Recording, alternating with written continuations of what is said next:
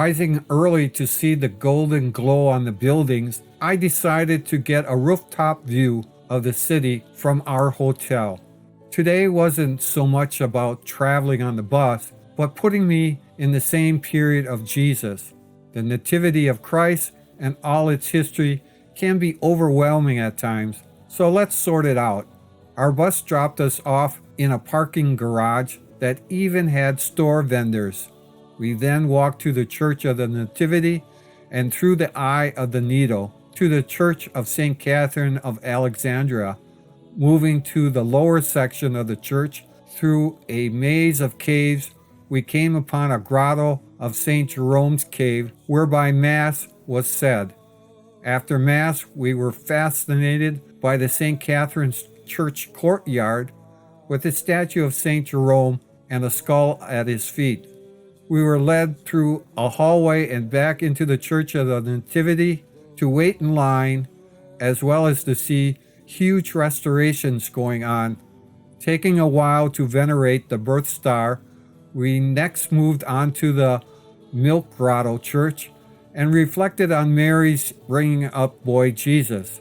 Walking back to the bus, we were next taken to the Kando Store for some shopping and history lessons on the Dead Sea Scrolls found by the owner's grandfather.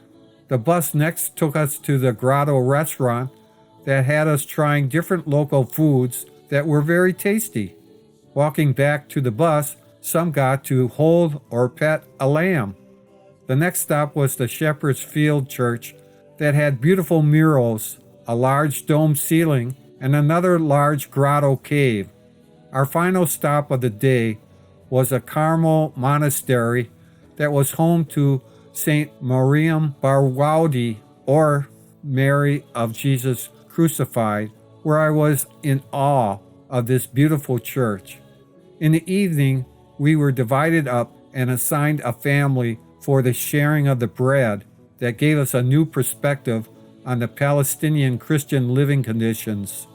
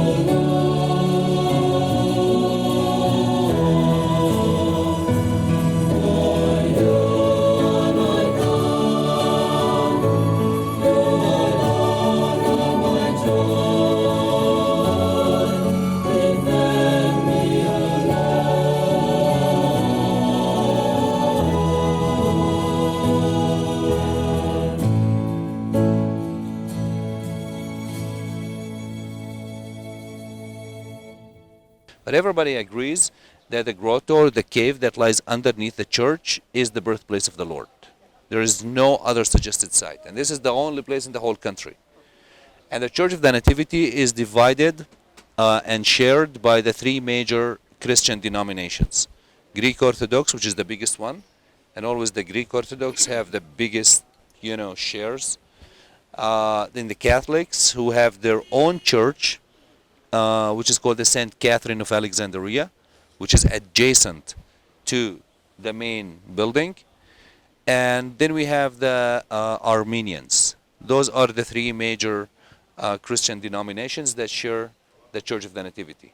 Each one of them has his own section, but all of them have the right to do services inside the grotto, which is shared by all of them, according to a certain schedule. Now, two churches are shared by the different denominations. The Church of the Nativity and the Church of the Holy Sepulchre in Jerusalem. There is a special statute or agreement that was signed during the Ottoman period between all the different denominations who were fighting over the control of those two churches. So the Ottomans decided to divide those two churches between the different denominations. And so based on the size of each denomination, they give them certain rights and responsibilities and properties inside the church. But like the grotto itself, the birthplace of Jesus, is shared by all of them. The tomb of Jesus in Jerusalem also is shared by some of them, not all of them. We'll talk more about that when we go there. Now, honestly, the relation between them is not good. They're always fighting. I mean, the situation at the Church of the Nativity over here is not bad. It's still tense, but it's really complicated and bad in the Church of the Holy Sepulchre in Jerusalem. They are always fighting. They would come and curse and each other inside the church. I mean, I'm talking about the priests, the monks. They'll beat each other and always. I mean, it's always tense over there. Anyways, if you look at the facade of the church, you see the little door that people used to go in, which is the low door. This is what we call the eye of the needle. I mentioned to you yesterday the eye of the needle, because many of the doors in Jerusalem back at that time were that, low door, and people coming from different places carrying goods and stuff on their camels had to take everything down, let the camel go through, and then put everything up again on the camel. So that's why Jesus said it's easier for a camel to go through the eye of the needle than for a rich man to enter into the kingdom. So he was saying it's not an impossible thing to do, but it needs a lot of work to get a camel to go through the eye of the needle. Now that is not the original door of the Church of the Nativity. That was made that small by the Ottomans, the Turks, simply because they didn't want people to bring their animals into the church, not because of the holiness of the church. The Ottomans did not care much about that, so they simply did not want people to bring their animals into the church.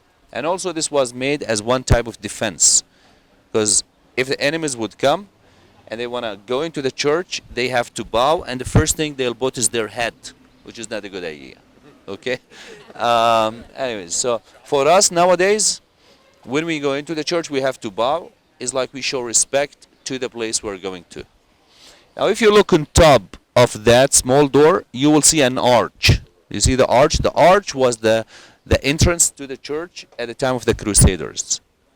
When the Crusaders ruled over here, they made that arched door, and actually two of the Crusader kings were crowned at the Church of the Nativity, Baldwin I and Baldwin II. If you look on top of that arch, you see the stone that comes out from the wall. That was the main entrance and the original entrance to the church that was built by Emperor Justinian. So the Crusaders made it smaller, and the Ottomans made it even smaller. And that gives direct access to the Greek Orthodox section of the Church of the Nativity. Now the grotto is not open until probably 9:30 or 9:45 for visitors, because as I told you that the Christian denominations would do masses inside the grotto in turns. And the Armenians are always the last. They are the ones who are responsible to clean the grotto or the cave after all the masses. So that's why I told you we're going to go have our mass first, and after the mass we're going to come to line up to visit the grotto. Our mass is going to be at the St Jerome Cave. St Jerome was one of the monks who came and lived in Bethlehem in the late 4th century, and he stayed there in that cave where we will have our mass for more than 30 years. And during the 30 years of his life, he translated the Old Testament and the New Testament into the Latin language. And the Old Testament was translated from Aramaic, the biblical Hebrew. Okay? And the New Testament was translated from Greek. And because of St. Jerome, because of him, we have the Bible in all the different languages nowadays. Now, the chapel or the grotto of St. Jerome is actually part of the birthplace of Jesus. The birthplace of Jesus is a big cave, big natural cave, that is divided nowadays into two sections. What we call the Grotto of the Nativity. Darkness, Christ be our light, shine in your church, gathered today. Longing for peace, our world is troubled, longing for hope, many despair. Your word alone has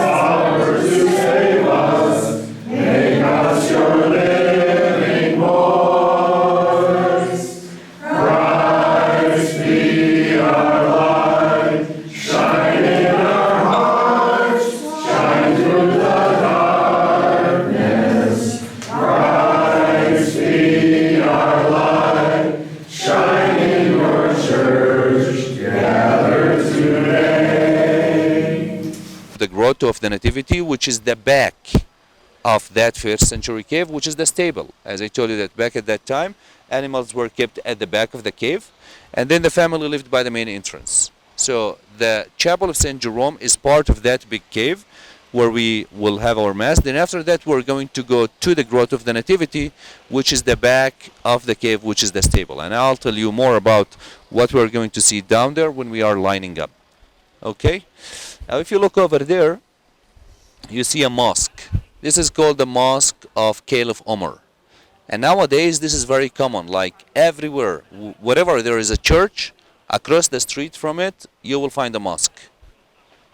And the reason for this is that when Caliph Omar in 638 took over the country and the Muslims took over the country, he was invited by the Christians in Bethlehem to pray inside the Church of the Nativity. And he refused. He said, if I pray inside, Muslims after me will take this as a reason to demolish the church and build the mosque on the spot where I prayed. So he wanted to protect the church, and instead of praying inside the church, he prayed outside across the street, and that's where they built the mosque. So nowadays, it's kind of became like a custom that wherever there is a church, they'll build a mosque across the street from it and call it the Mosque of Caliph Omar. So when we go to the Church of the Holy Sepulchre in Jerusalem, it's going to be the same. Just across the street, you will see a mosque that's dedicated to Caliph Omar. Okay? So we're going to go now straight to the St. Catherine's Church, have our Mass, and then we'll come to the Greek Orthodox section. And as I told you, this is like at every Greek Orthodox church, you always see a lot of the oil lamps and the silver and the gold. Also, you see a lot of icons. Icons are very important in the Greek Orthodox culture because, I mean, it's believed that the icon is the doorway from heaven.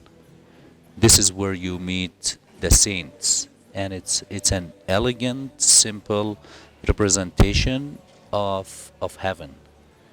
And that's why icons are so important in the Greek Orthodox tradition. Do you know which was the first icon that has ever been made?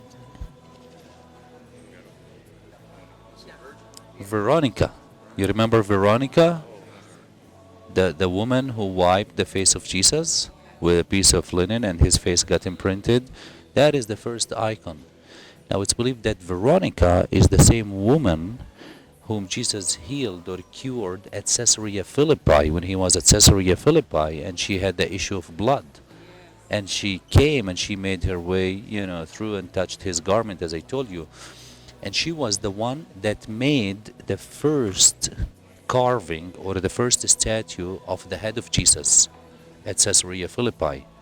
And she was there when he was walking to Calvary, and she wiped his face with that piece of linen. And as a reward, because she made the first statue of Jesus, Jesus rewarded her by having his face imprinted on that piece of linen. So that was the first icon that was made in history, the one of Veronica. So till today, in the Greek Orthodox tradition, it's so important. Like almost every Greek Orthodox person has an icon.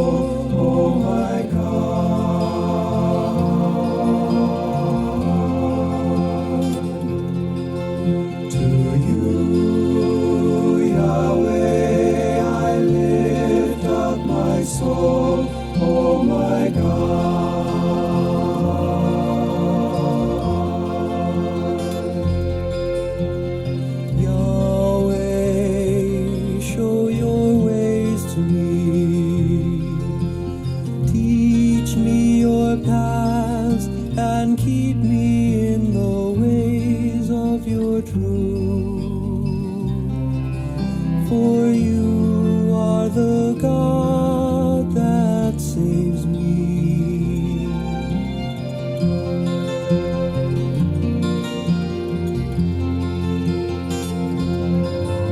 To you, Yahweh, I lift up my soul, oh my God.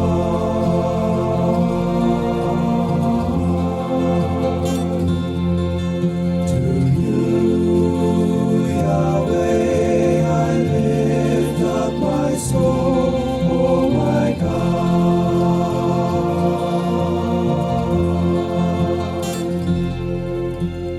All day long I hope in your goodness. Remember your love, the love that you promised long ago, and the kindness that you gave from of old.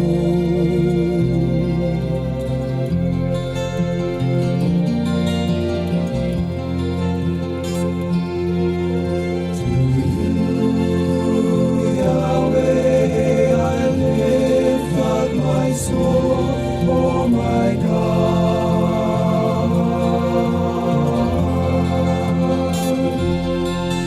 To you, Yahweh, I lift up my soul, oh my God.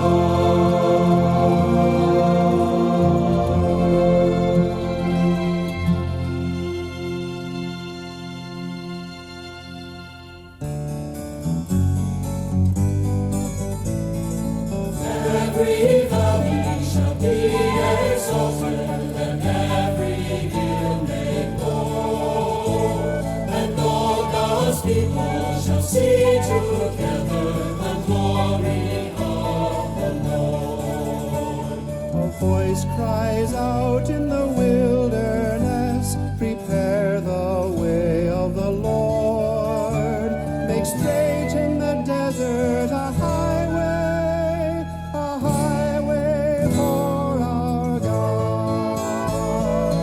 Every valley shall be exalted, and every hill made low, and all God's people shall see together the glory of the Lord.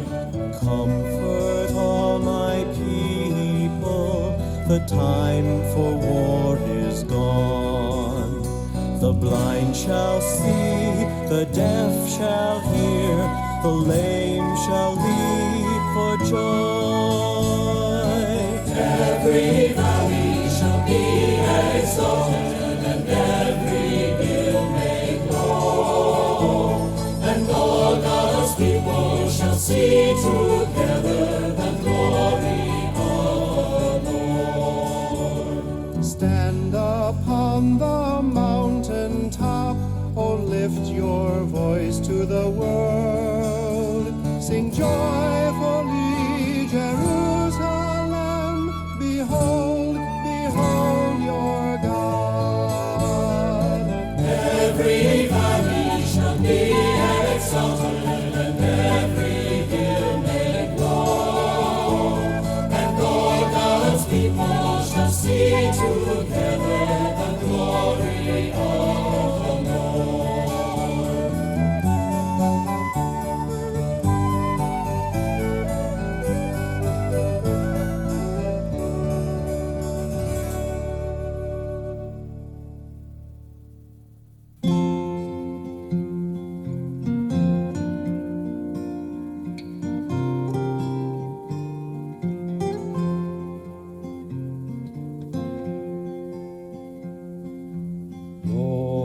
Lord, make me a means of your peace. Where there's hatred grown, let me sow your love. Where there's injury, Lord, let forgiveness be my sword.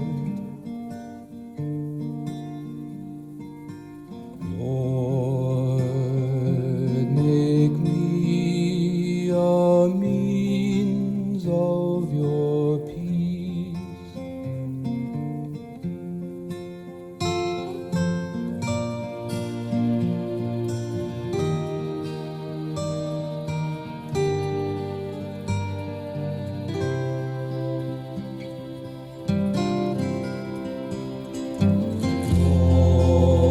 Lord, make me a means of your peace. When there's sadness here, let me sow your joy. When the darkness nears, may your light dispel our fears.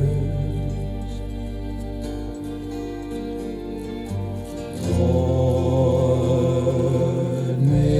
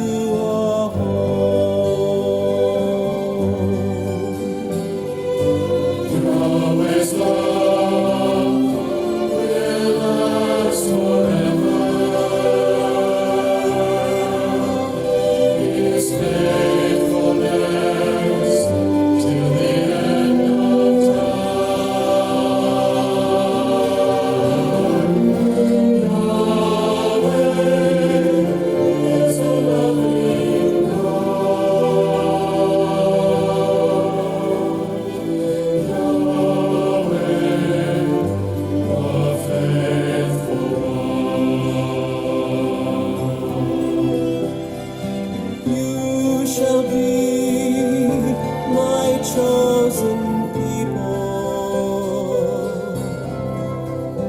and I will be your God. I will bless your name forever and keep you from all harm.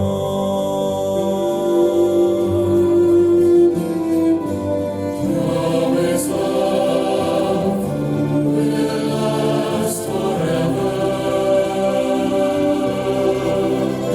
His faithfulness till the end of time.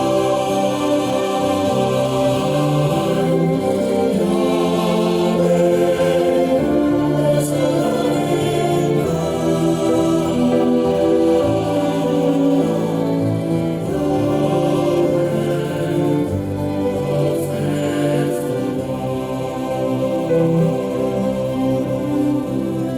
See now the land before you, rich with food and rain. No longer us to wander, for this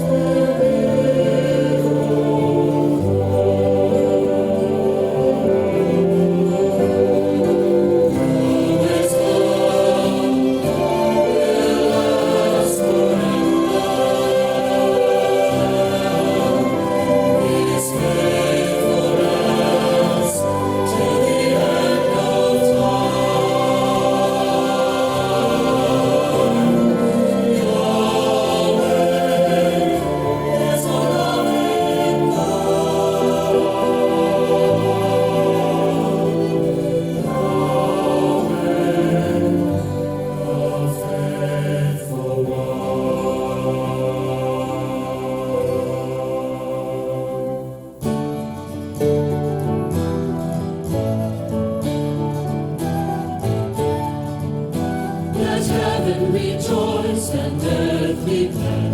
Let all creation sing. Let children proclaim through every land, Hosanna to our King. Sound the trumpet into the night, the day of the Lord is near. Wake your people, lift your voice, proclaim it to the world. Let heaven rejoice and earth be glad. Let all creation sing. Let children proclaim through every land, Hosanna to our King. Rise in splendor, shake off your sleep, put on your robes of joy, and in the morning you shall see the glory of the Lord. Let heaven rejoice and earth be glad. Let all creation sing. Let children proclaim through every land, Hosanna to our King. Sing a new song unto the Lord, whose labor has led us to life. With grateful hearts and joyful dancing, play before the Lord. Let heaven rejoice and earth be glad. Let all creation sing. Let children proclaim Hosanna, Hosanna to our King. Let children proclaim Hosanna, Hosanna to our King.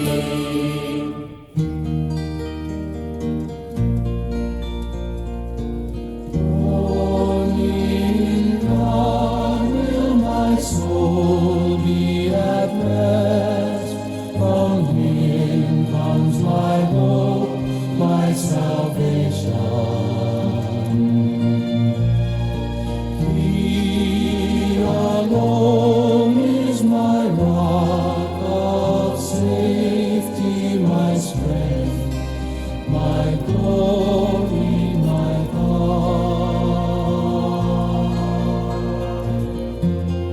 Trust in Him at all times, O people, and pour out your hearts. God Himself is a refuge for us and a stronghold for our feet.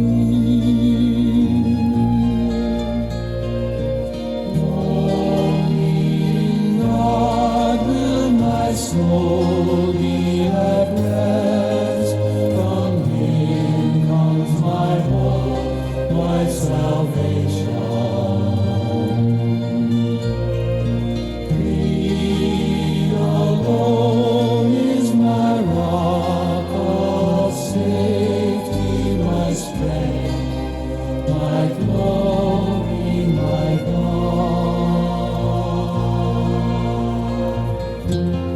Many times have I heard Him tell of His long-lasting love. You yourself, Lord, reward all who labor for love of your name.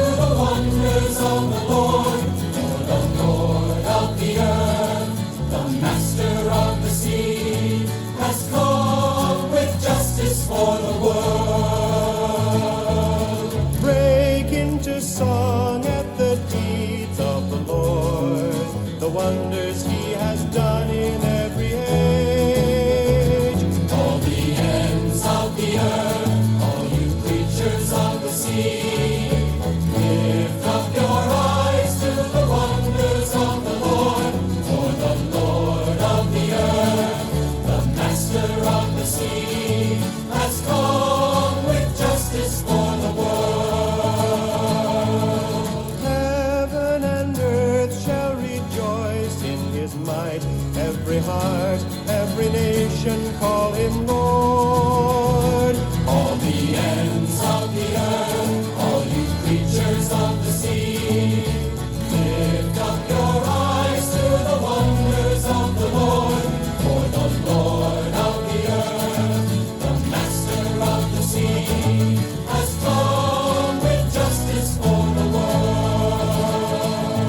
The Lord has made His salvation known, faithful to His promises of old.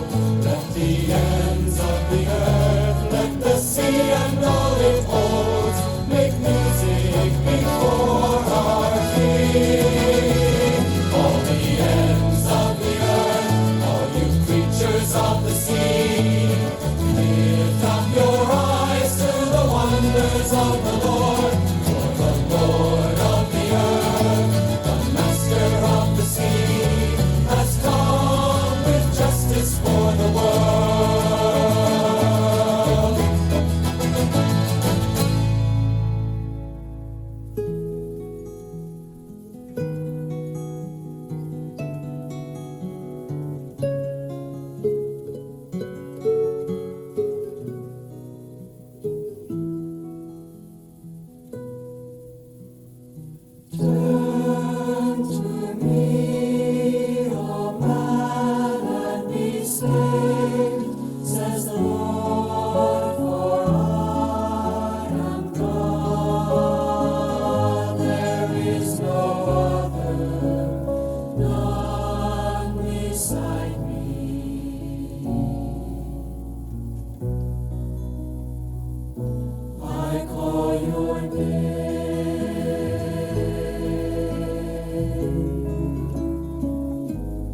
I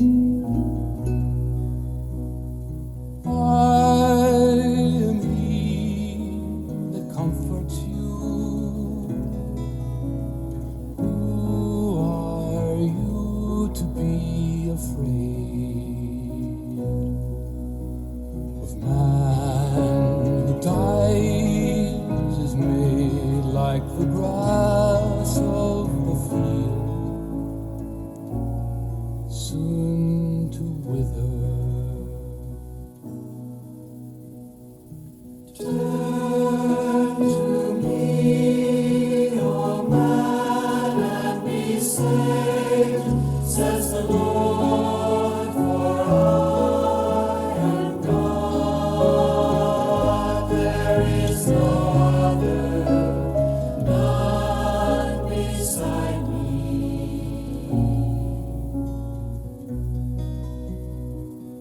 I call your name.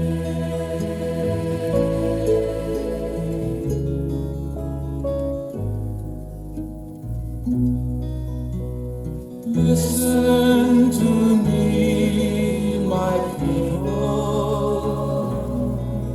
Give ear to me, my nation. A law will go forth from me, and my justice for a light to the people. Turn to me, O man, and be saved, says the Lord, for I am God. There is no other, none beside me.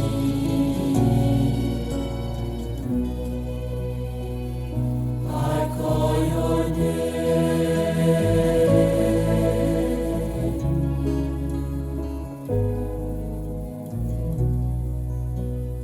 Lift up your eyes to the heavens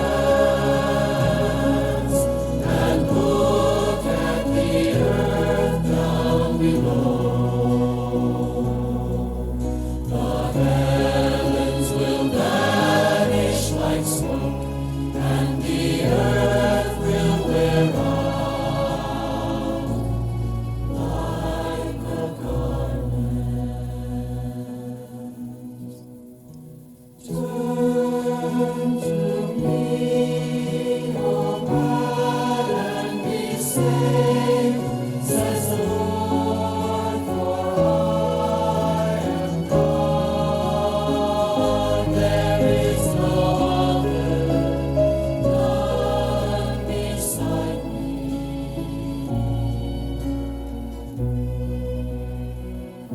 I call your name.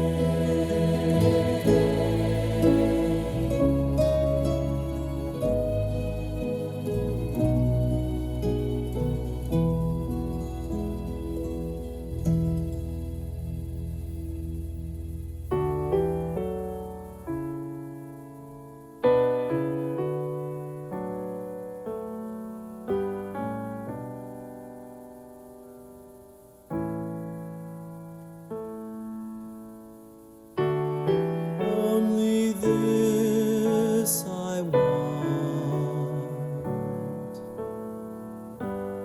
but to know the Lord and to bear His cross, so to wear the crown He wore. All but this is loss,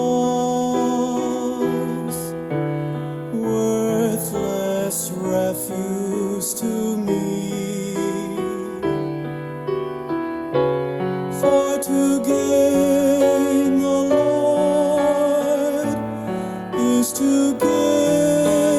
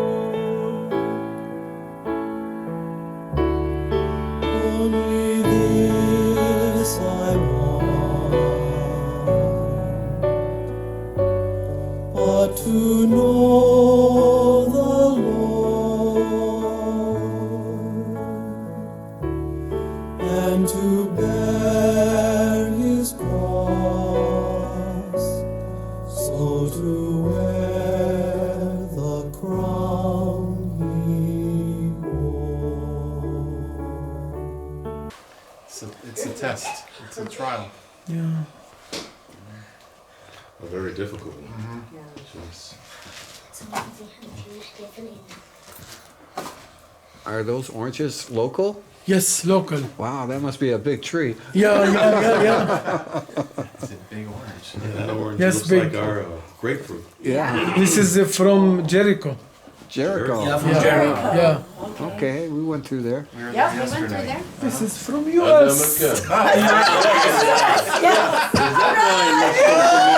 Most of our apples from US. I had to come, we had to come all the way here to get U.S. fruit. There you go. There you go. The apples, yeah. Oh man. Bear his cross, so to wear